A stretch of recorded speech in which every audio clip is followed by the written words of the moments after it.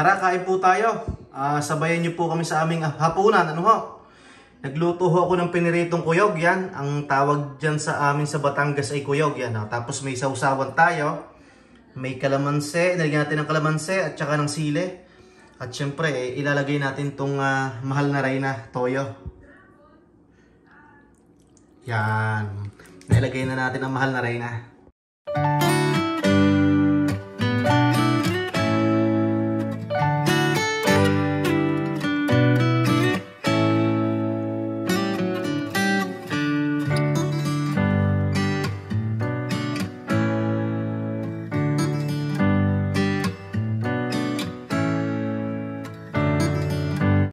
Yun ho, nagbabalik na naman ho tayo, ano ho? Kung saan ho kayo naroroon ay magandang umaga, magandang tanghali at magandang gabi, ano ho? Kung ako naman ho inyong kakamustahin, ayos ho naman, masaya. Masaya ho, bakit ho tayo masaya? Ngayon ho ay kuhan, September 11. Nakaisang buwan na ho tayo dito sa Edmonton, Alberta. Dumating ho kami dito ng August 11 dito sa Edmonton, Alberta. Ano ho? Maraming salamat ho sa itaas at talagang kahit papaano ay nakaisang buwan na tayo dito. Ano ho? Ngayon po ay September 11, araw ng Lunes. Yan. Anong oras na? 6:09 ng gabi. Lunes. Yan. Masaya ho ako at syempre, gaya ng sabi ko kanina, tayo ho ay naka-isang buwan na. Yan. Tapos syempre, ang aking anak ay napasok na sa school. Syempre, masaya tayo at siya ay nakapag-adjust na. Yan. Kinakamusta ko ang aking anak, okay naman daw. Syempre, kailangan ho natin kamustahin ang ating anak, si Utoy. At bago ho dito sa Edmonton, Alberta, syempre, tayo ho minsan ay nag-aalala at baka ho ba binubuli. Alam niyo naman ho, uso yun dito sa Canada, no ho, sa mga naririnig ko, no ho, yan. Tsaka may mga kumpare ho ako at kaibigan, yung kanilang anak mga binubuli daw. Kinamusta ko ang aking anak, okay naman daw. May mga good friends naman daw siya, nakapwa Pilipino, yung mga puti, mga Canadian, okay naman daw, ano ho.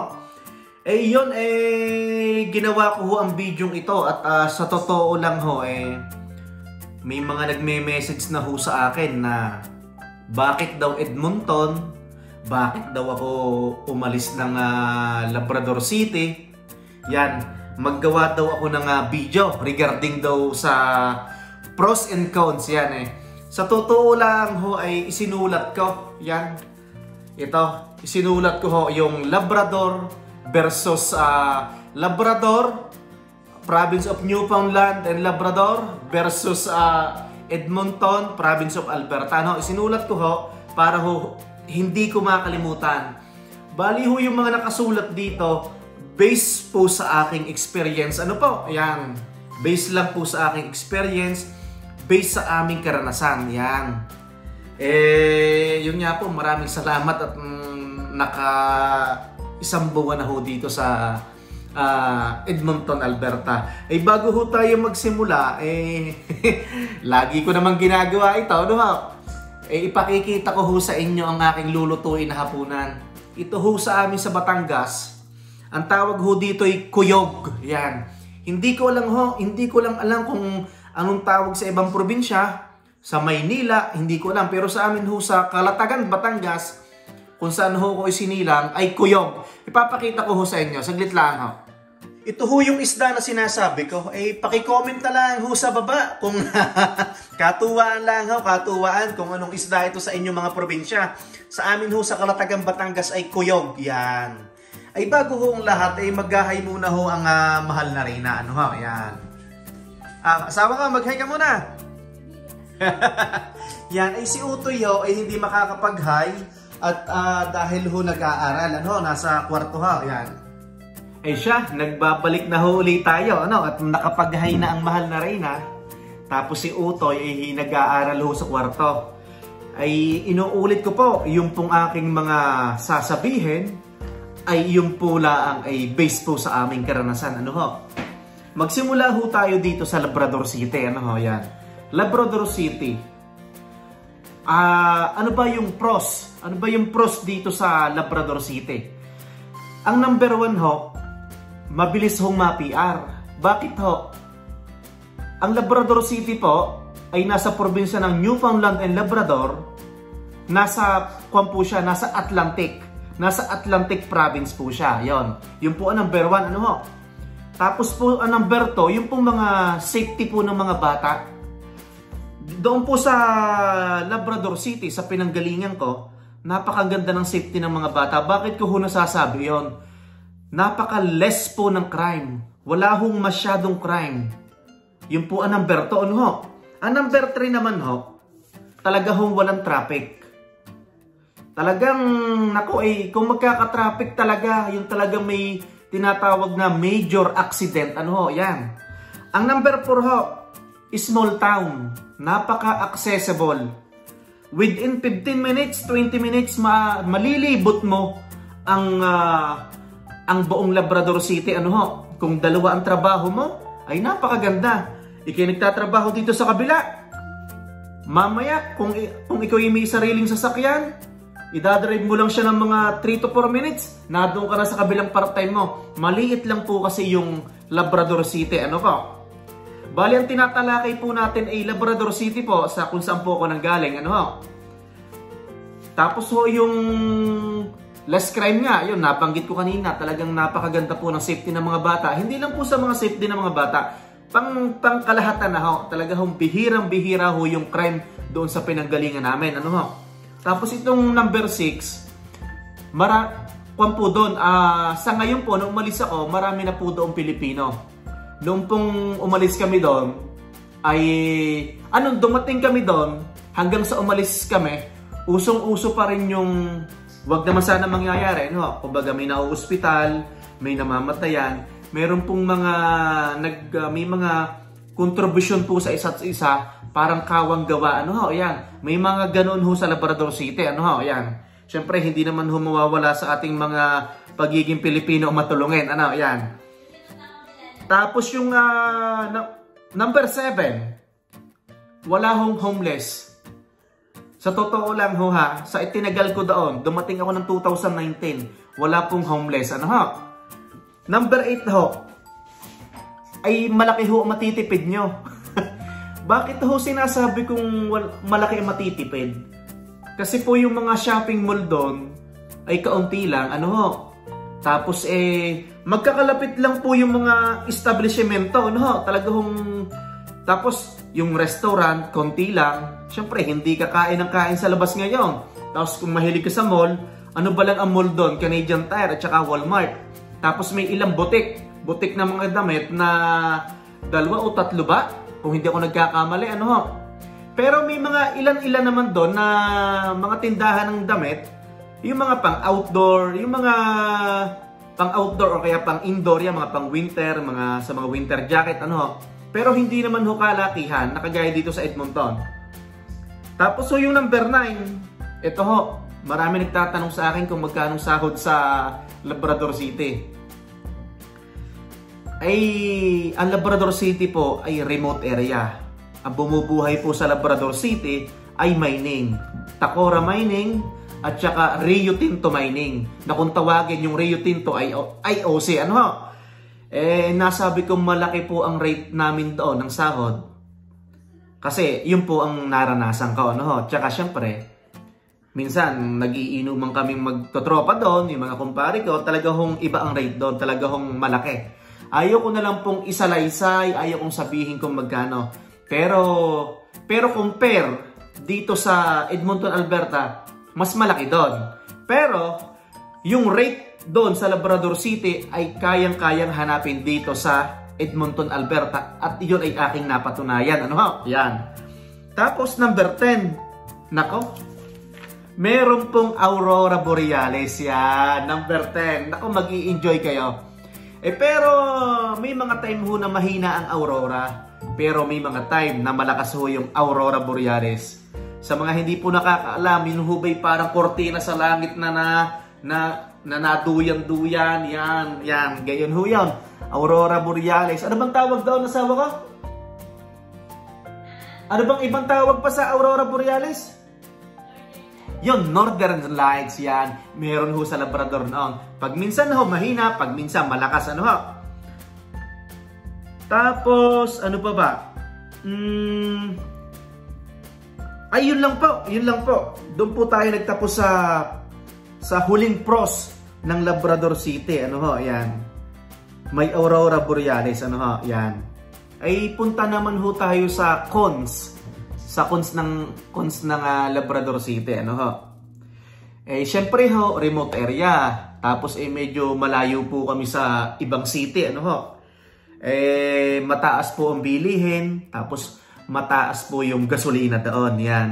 Kaya po kayo nagulat dito na mas mura ang gasolina dito sa Edmonton, Alberta. Ano ho? Yun naman po yung number 1 na cons. Tapos, yung number 2 po na cons ay talaga hong malamig. Talaga hong pag nag-snow ay makapal. Talaga hong hanggang bayawang. Tapos, ang pantatlo ho, wala hong bus. Yan. Kaya kung pupunta ho kayo ng Labrador City, galing ng Pilipinas, o kaya galing ng ibang bansa, mag-cross country kayo, dapat ho kayo marunong na mag-drive. Ano ho? Talagang required po talaga. Yan. Talagang matindi ho ang lamig doon, tsaka matindi ang snow. Tapos, yun nga ho, sa batay na tapos, walang bus.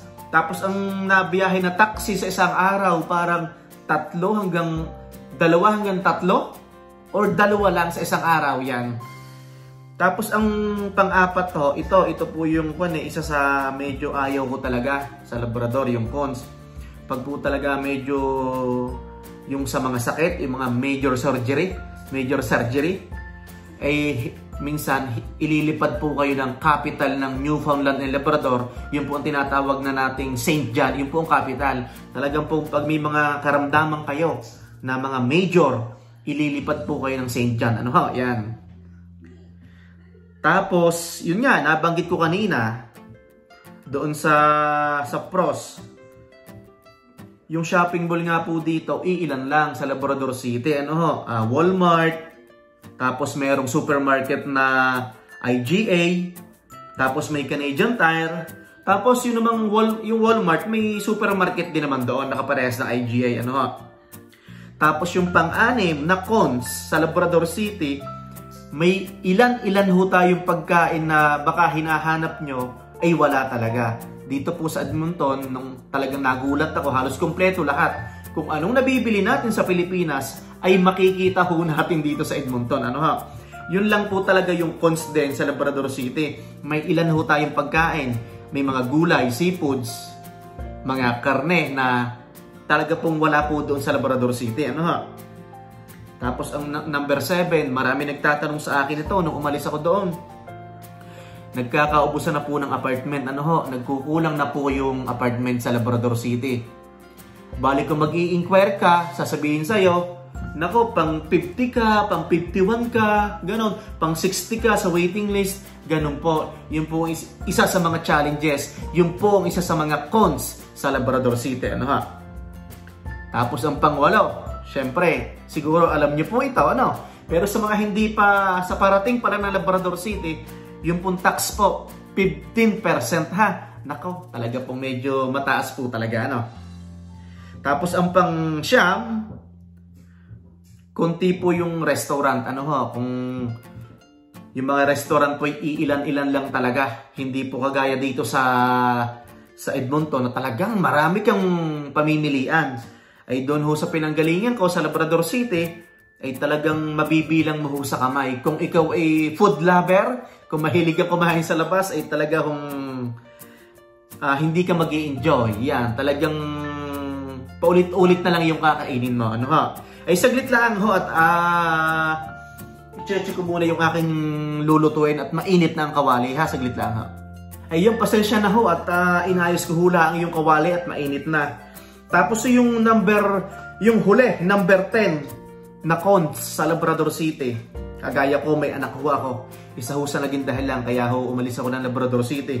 Konti lang po yung school ng college. Asawa ko, isa lang ba ang school ng college? Yung Northern? Anong tawag doon? College of Northern Atlantic, CNA. Yan po. Bali, yun po isa sa naging dahilan. Bali, ang anak ko naman po, pagdating dito, grade 11 na. Yan. Pero isa po din yung sa naging dahilan na pag-alis ko doon. Siyempre, yung home course na gusto ng aking anak, pagkatapos niya ng grade 12, ay wala po sa Labrador City. Yan ha. Gusto ko lang pong talagang isalaysay sa inyo ng mabuti. Ano ho? Yung school po doon, kung gusto nyong mag-college, talaga pong iisa lang. Ano ho? Parang yung mga, parang pan-trades lang, no? Yung mga course, mga pan-trades, no? Ay siya, ay pupunta na ho tayo sa Edmonton naman. Yan. Gaya na sinasabi ko kanina, ako ay isang buwan na ho dito sa Edmonton. Ano ho?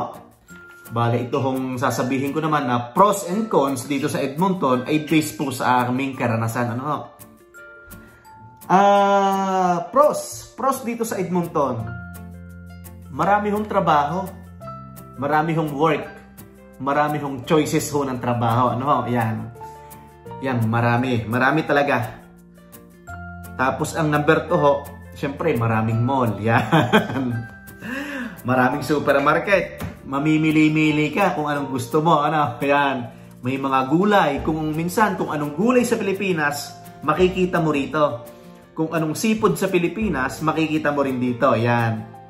Tapos pangatlo, may bus ho dito. Yan. Siyempre, nasa city ho tayo. Normal talaga na may bus. Ano ha? Tapos number 4, siyempre, naranasan ko at naghanap kami. Marami hong apartment dito. Ano ho? Kasi noong nasa Labrador City kami, parang nakita namin tong bahay na to. Parang mga 3 weeks lang eh. Saglit lang eh. Tapos marami pa kaming choices. Kasi ang choices namin parang 4. Ito bahay, tapos meron pa kaming nakapending na 3 apartment na hindi na namin pinuntahan. Kasi sabi nga namin, nag-confirm na kami dito sa bahay na to. So, saglit lang po yung waiting list ha, na naranasan po namin sa paghahanap po ng matutuluyan dito sa Edmonton, Alberta. Ano pa? Tapos, number 5, syempre malapit sa Rocky Mountain, maraming pasyalan. Ano ho? Yan, number 5. Number 6 ho, 5% lang po ang tax dito sa Edmonton, Alberta. Compare po sa pinanggalingan ko, 15% po. Ano pa? Number 7, pag uuwi ng Pinas, ay medyo maliit yung expenses na magagastos sa asawa ko, no? Kasi pwede tayong mag-drive papuntang Vancouver, tama? Yan. Kasi noong pong nasa Labrador City po, pag may mga uuwi kaming mga tropa, makakamura sila kung magdadrive sila hanggang Montreal. O kaya, idediretso nila ang drive, mas makakamura pa kung magdadrive sila hanggang Toronto. Yun po, para makamura. Pero pag magmumula ka po sa Labrador City, nako, pauwi ng Manila, ng Pilipinas, talaga hong mahal. Ano pa?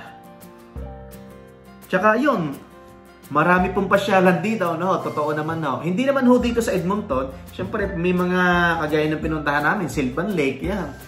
Kami sa Ganom na lake, eh, enjoy na, no?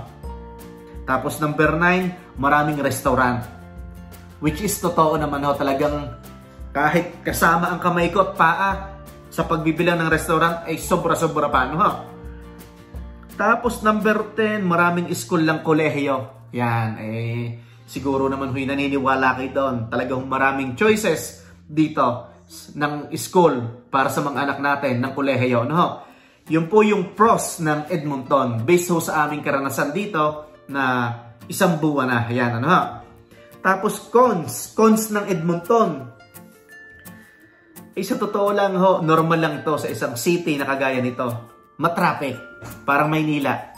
Pero ang traffic ho naman ay pag rush hour lang. Ano ho? Yan, pag rush hour. Tapos lagi ho ko nakakadinig dito ng yung mga wang-wang ng pulis. Mataas ho yata ang crime rate dito. No? Pakicorrect na lang po ako ha. Pakicorrect po ako. No? Kasi halos gabi-gabi, kahit araw, ay nawangwang ang pulis dito. May mga hinahabol lagi. Ano ho? Yun nga ho, pakicorrect nga po ako. Based din sa mga sabi ng kaibigan ko dito, medyo mataas nga ang crime rate. Pakicorrect po ako kung mali po ako, ano? Tapos sabi nila, malamig din daw dito. Masasaksihan po natin. Ano po? Tapos number 4, ang napansin ko po na cons dito, syempre, city po ito, malaking lugar. Marami pong homeless. Ano po? Yan, maraming homeless. Tapos, ito, number 5, hailstorm. Kasi, mahal di ba nung dumating tayo dito pa isang linggo na nagkaroon ng hailstorm? Ano? Paki-correct nga po ako kung talagang nag-hailstorm dito sa Edmonton. Kasi, oo, pero yung hailstorm, yung maliliit lang. Nung bigla akong tumakbo, pinasok ko ang truck sa garahe, nagkaroon ho ng hailstorm pero maliliit lang. Paki-correct po ako kung talagang nag-hailstorm lagi dito, ano? Tinignan ko at baka ako na.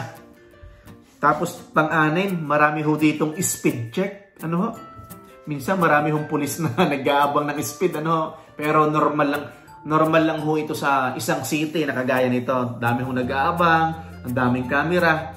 Doon ho sa pinanggalingan ko, sa Labrador City, ay wala pong camera sa ganyan sa mga highway, ano po, yan. Yun lang po, samputan na tapos ng cons sa Edmonton, yun, speed check, ang dami pong camera dito, tapos yung mga nakaabang na pulis, ano ho.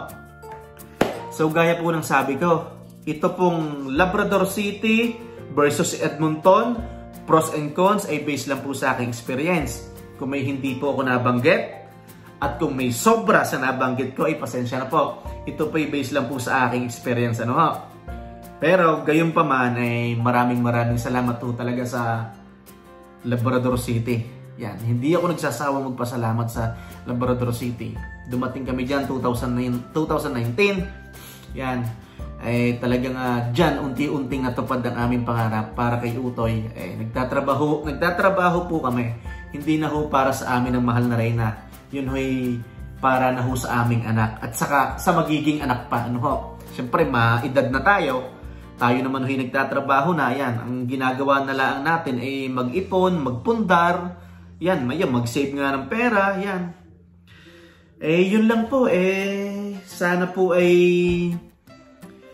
yung mga nag-message sa akin na naghihintay ng vlog ko na ito, regarding sa topic na ating tinalakay, ay sana po sana po inaunawaan nyo at sana inagustuhan nyo, ano po. Siya, maraming salamat ho sa inyong lahat, ano ho. Bale, parang nagkwentuhan ho lang tayo, ano. Siya, kung saan ho man kayo naroroon, ay magandang umaga at magandang tanghali at magandang gabi. Ingat po lahat. Hanggang sa muli. God bless everyone. Yan, maraming salamat.